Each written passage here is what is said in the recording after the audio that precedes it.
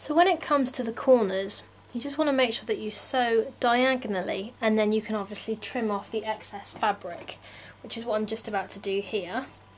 And then that just means that your corners won't be really bulky. So I'm going as close to the sewed line as possible. And what I did is actually forward stitch, back stitch, forward stitch, back stitch. That way I know that it's definitely not going to come apart. Okay, so we're going to be sewing the lining inside the bag now. So I've made sure that I've got everything right sides together.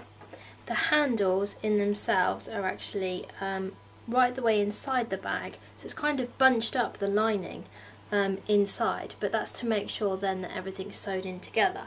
And I've taken off this section of the sewing machine, so I'm then able to sew all the way around. And again, I'm going to use my 1/4 inch foot to do this, to make sure that I get the perfect seam. And I'm going to line it up to the actual pellon. So I'm going to start doing that, and then show you what it's like when it's finished. The other thing I just wanted to quickly cover was your seams. You want to make sure that they're sewn in the right direction. So if it bunches up like it has done here, just lift up, if you put the needle in, lift up the foot very gently, and then just tuck the fabric underneath, and then you can continue sewing, and then it's all done in the right place. I found that to be the easiest way for me to be able to overcome that little problem. And then, like I said, because we're using this little arm, it's quite easy to sew all the way around. When it comes to sewing the handles into place, you still want to make sure that you're actually lining up with the pellon and not at this particular side. The other thing is, you'll notice that I've got pins in here. If the pins are they're vertical instead of horizontal, you can sew straight over them and there shouldn't be a problem. As long as they're straight. If they're at a slight angle, it can actually break the pin or snap the needle.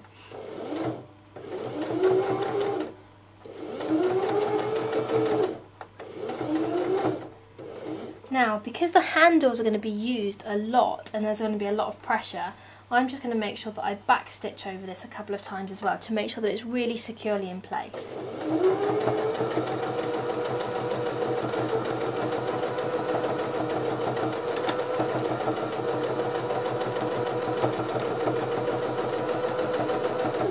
And now I know that that should hold really well, and I can just continue going all the way around.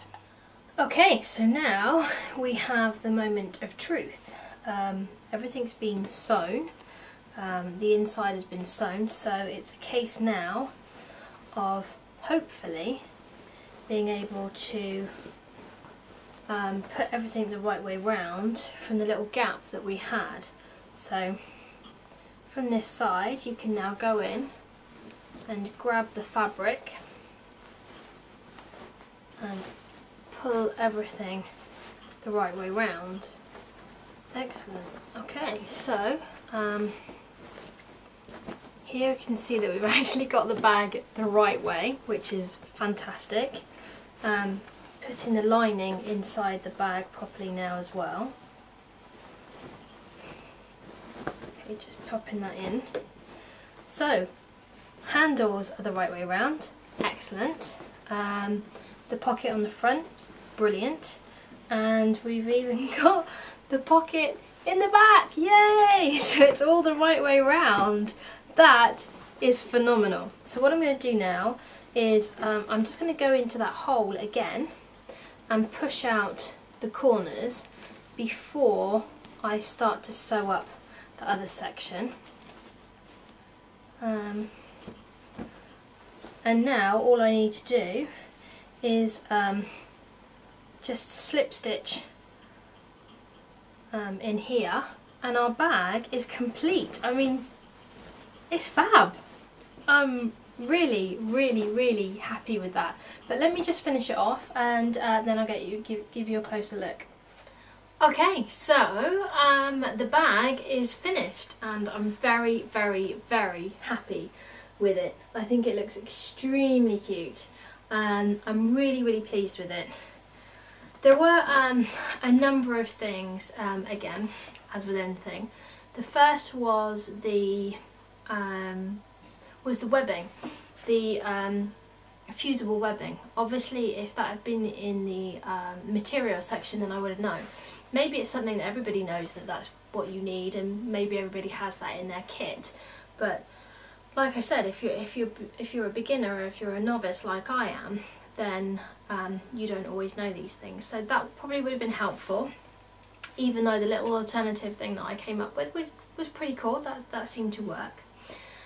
The things that I did differently, because let's face it, I always do, I didn't alternate my pattern down the bottom here. I actually lined it all up, and that was more because I really wanted to practice lining things up and making them exact, so I was very happy with that.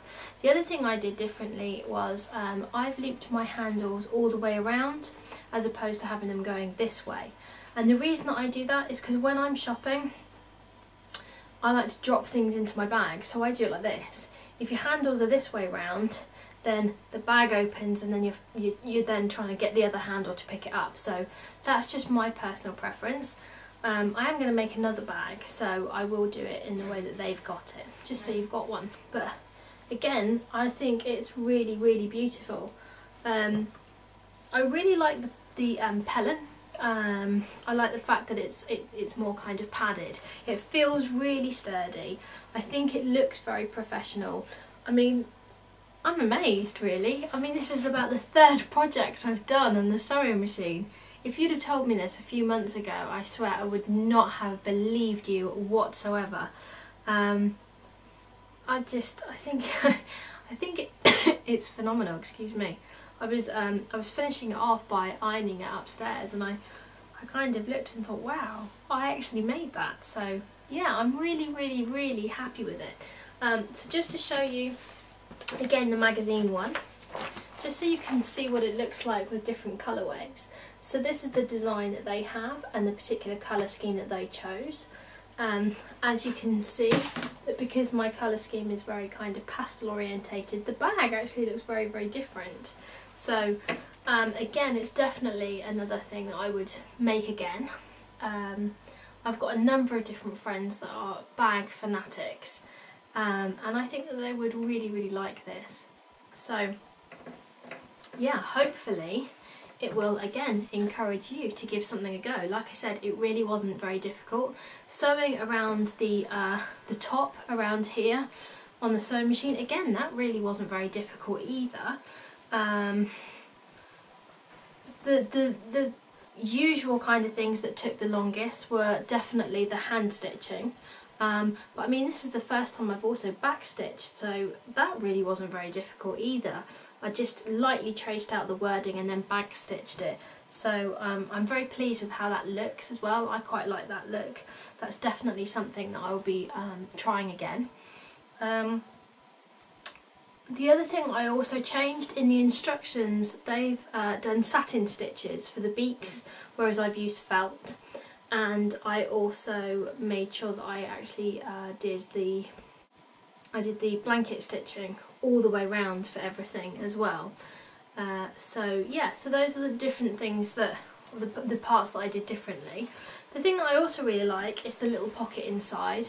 Not sure if you can see that so well, but I think that's excellent. It's very, very cool. I mean, it's a type of bag that I would definitely buy in a shop and, you know, spend quite a bit of money on. So the fact that I've actually made it is just, I don't know, I'm stupidly happy with myself for making something like this, but I think that that's all part and parcel of it.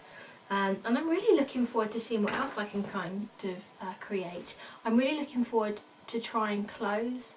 At the moment the patterns just seem beyond me, but yeah, I'm looking forward to giving that a go. So thanks very much for watching. I really hope that you are inspired to make a bag yourself. And if you do, I'd love to see pictures of it, or send me a video message and let me know what you're doing within your projects and your sewing projects. So thanks for joining me, and I look forward to sharing with you again in the near future. Bye for now.